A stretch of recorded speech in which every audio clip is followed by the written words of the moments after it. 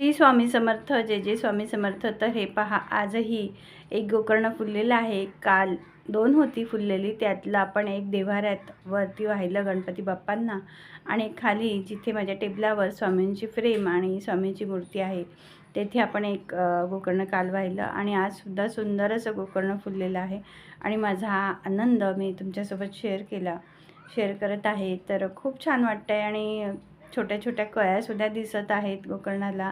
आणि स्वामींना म्हटलेलं मी की मला खूप इच्छा आहे, कारण एवढ्या छोट्या कुंडीमध्ये मी ते लावलं आणि असं मला वाटलंच नव्हतं की गोकर्णाची वेल अशी सुंदर बहरेल.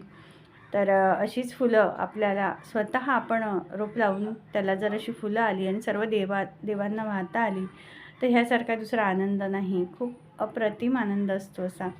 तर तुम्हीसुद्धा तुमच्या छोट्याशा बाल्कनीमध्ये कुंडीमध्ये अशी छान